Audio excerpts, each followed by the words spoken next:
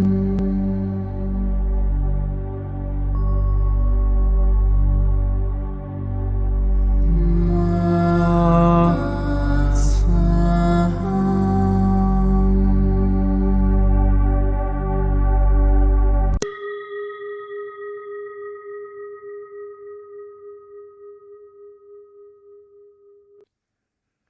qui suit est la transcription d'un échange entre Mathias de Stefano, désigné ici comme moi, et son soi supérieur, désigné comme je suis. Dans cette capsule, la voix masculine incarnera le moi, tandis que la voix féminine représentera le je suis.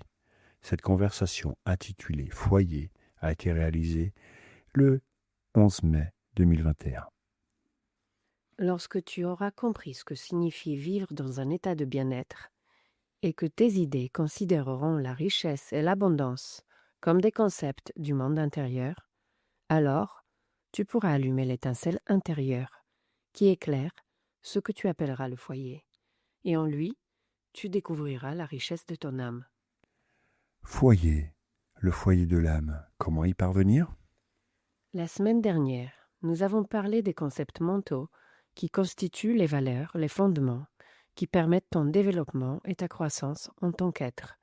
Des idées que nous avons tendance à projeter dans le monde extérieur, loin de nous, et que nous nous efforçons d'atteindre.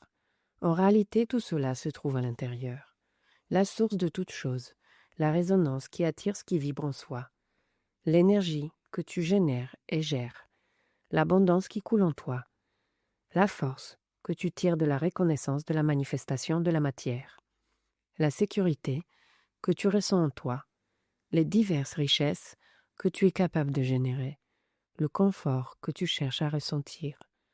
Tout cela vous mène à l'état de bien-être général qui, comme nous l'avons dit, ne signifie pas être bien, calme et stable, mais implique justement de prendre le pouvoir sur ce que l'on est, sous tous ses aspects. Se prendre en main, se gouverner. Ce pouvoir, cette maîtrise de soi, est ce qui transforme une force intérieure en potentiel. Le pouvoir en soi est une énergie qui, mal canalisée, peut être contre-productive pour soi-même et pour les autres. Mais si tu apprends à gérer ces concepts dans ta vie, tu transformeras le pouvoir en puissance, et la puissance en un outil que tu appelleras potentiel. Le potentiel serait la configuration d'un outil à partir de l'énergie potentielle intérieure, transformée en énergie cinétique extérieure, en action. Comme utiliser le feu pour forger une épée. Comment active-je ce potentiel ? Par la focalisation. Se concentrer, être focalisé, ce qui implique de porter toute son attention à manifester l'intention. C'est découvrir le foyer interne du pouvoir et par la reconnaissance, les attitudes et la constance, lui donner forme de potentiel. Se concentrer sur une question interne, c'est allumer le feu du potentiel de l'âme. Le mot foyer évoque une lumière dirigée vers un point spécifique. Et cela s'explique par le fait que le mot foyer vient directement du latin focus, qui signifie feu. En anglais, il provient de la variante grecque phyros. La découverte du feu a été cruciale pour que l'humanité devienne ce qu'elle est aujourd'hui. Lorsque les premiers humains ont découvert comment maîtriser le feu, ils ont pu se protéger la nuit, en repérant les prédateurs ou en les combattant. Ils ont également pu cuisiner, faire bouillir de l'eau, ce qui a tué les bactéries et nous a protégés des maladies, ainsi que cuire les aliments, la viande surtout, ce qui, grâce à cette réaction chimique, a facilité l'absorption de bien plus de nutriments qu'auparavant, qui étaient perdus et qui allaient désormais directement au cerveau, améliorant les synapses et développant les esprits. Et surtout cela leur a permis de dormir au chaud, sans avoir froid, plus détendus, jusqu'à ce qu'ils voient comment le feu fondait les minéraux. Cela leur a permis de créer des outils.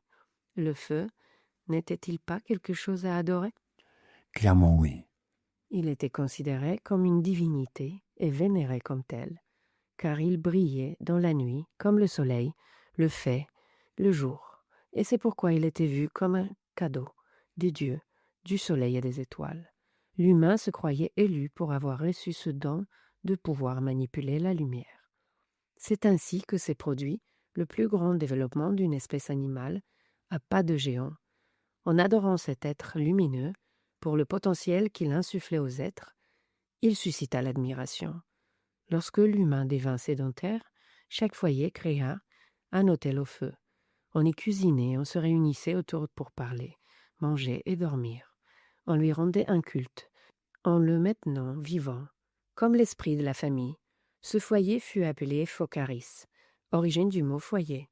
En anglais, home, le mot s'est associé à un autre mot indo-européen signifiant campement, kei, lieu où l'on s'installe autour du feu.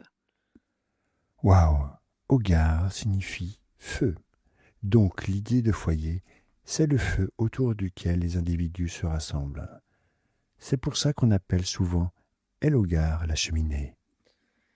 C'est exact. Cela n'a rien à voir avec la maison physique, mais avec l'esprit qui unit, qui incite un groupe à s'intégrer et à partager. Tout cela grâce au feu que l'on allumait à l'intérieur. Cette sacralité qui a permis à l'humain de se développer l'a transformé en objet de culte. Et, à l'époque de la chasse, ce sont les femmes qui se consacraient à entretenir le feu, à maintenir la chaleur du foyer allumé. Ces femmes étaient appelées gardiennes du feu du lieu, ce qui a donné naissance à un mot indo-européen appelé ves, qui signifie lieu et feu. En grec, le W s'est transformé en H aspiré, ce qui a donné à ces femmes le nom de Hestias, et en latin le W est devenu un V, les appelant Vestales. Cette tradition indo-européenne a donné naissance à l'image de la déesse grecque Hestia et de la déesse latine Vesta. En réalité, elles ne font qu'une seule et même déesse, la déesse du foyer. À Rome, les Vestales étaient des prêtresses vierges que personne ne pouvait toucher, dont la tâche, pendant 30 ans, était de veiller sur le feu sacré qui maintenait vivant l'esprit du peuple. Le feu se trouvait dans la maison des Vestales. La maison de la lumière. Oh, la déesse Hathor. Sur le Nil, les Vestales étaient appelées les Hathor, ce qui signifie maison de lumière. Ces femmes représentaient le foyer et enseignaient aux gens à entretenir le feu divin en eux. Dans la mythologie, Hathor est la déesse épouse d'Horus. Horus est la lumière du soleil, dieu faucon des cieux qui descend sur terre pour combattre son oncle, les ténèbres, et ainsi ramener le jour après la nuit. Fils d'Osiris et d'Isis, il est le sauveur de l'Égypte, une sorte de Christ pour le monde antique. Son épouse est la déesse de l'amour, qui le couvre et le protège, qui répand l'amour, la paix, la beauté, la tendresse et la protection à tous ceux qui vivent dans la lumière et suivent ses chemins. Hathor est associée à l'image de la vache, en tant que mère protectrice, dispensatrice de vie et de prospérité. Oui, comme nous l'avons vu, créatrice de l'univers, de la Voie lactée, chemin de lait. Et ce chemin de lait stellaire, ce sont les murs qui protègent le soleil en son sein. Tout comme chaque foyer humain avait un feu et une femme qui en prenaient soin entre les murs de la maison, les dieux avaient eux aussi leur foyer dans les étoiles. Le soleil étant le feu, et les étoiles, leurs murs, la vache sacrée Hathor, et le foyer, la maison de la lumière, les étoiles qui renferment le soleil. Son amour infini fait d'elle le cœur de l'existence, le foyer chaleureux de la mère, qui aime ses enfants et les rassemble pour manger autour du feu. Dans son temple, à Dendera, on peut voir les étoiles au plafond, les constellations peintes, et elles protégeant l'existence en regardant dans toutes les directions depuis les chapiteaux de chaque colonne. Tenant dans sa couronne une boîte, le foyer. C'est un temple plein d'amour, de couleurs, de vie, bien qu'il soit vide. Et dans ses souterrains se trouvent les chambres qui expliquent comment allumer cette lumière, l'énergie atlante du protecteur, le potentiel de l'être, l'énergie bleue.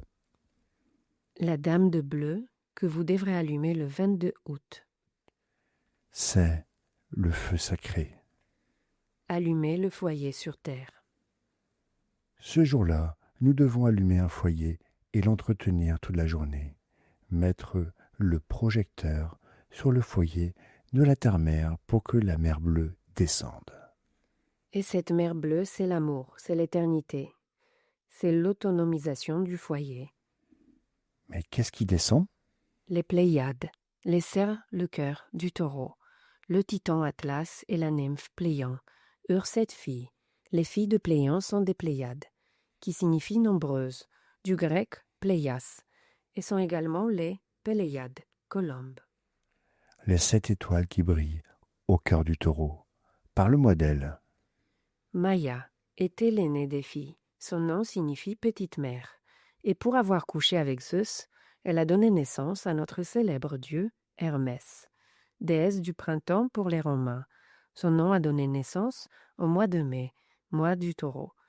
Pour les hindous, cette déesse est l'illusion, non pas parce qu'elle est la tromperie, mais parce qu'elle est l'abstrait et la métaphysique, le rêve de l'esprit. Sélène.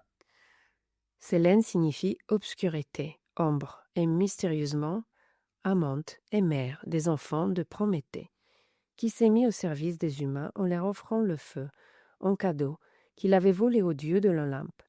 Ainsi Prométhée a illuminé les nuits sombres, et c'est pour cela qu'elle est tombée amoureuse de lui. Alcyone est celle dont j'entends le plus souvent parler, comme si elle était la plus importante. C'est la plus puissante. Son nom signifie « celle qui engendre la mer », donnant naissance au mot « puissante », « forte », « alké ». La plus brillante des 7, elle est interprétée comme une nymphe puissante qui guide les autres. Électre. Mère de Dandalos, fondateur de Troie, qui a lancé la civilisation qui allait changer le monde en donnant naissance aux enfants qui allaient fonder Rome. Tigette. Sœur indépendante, qui ne voulait être prise par aucun des dieux, elle demanda à Artémis de la transformer en biche, afin que personne ne puisse la trouver. Astérope. Cela signifie étoile, le feu qui donna à Arès l'étincelle de ses créations dans la forge. Mérope.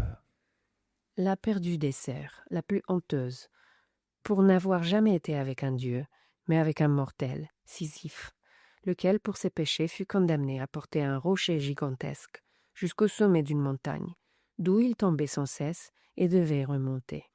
On pourrait dire que Mérope a cherché quelqu'un qui ressemble à son père, Atlas, qui portait le monde sur ses épaules. Que représentent ces 7 sœurs pour nous? Ce sont les étincelles qui allument le feu de l'âme, le foyer de l'être.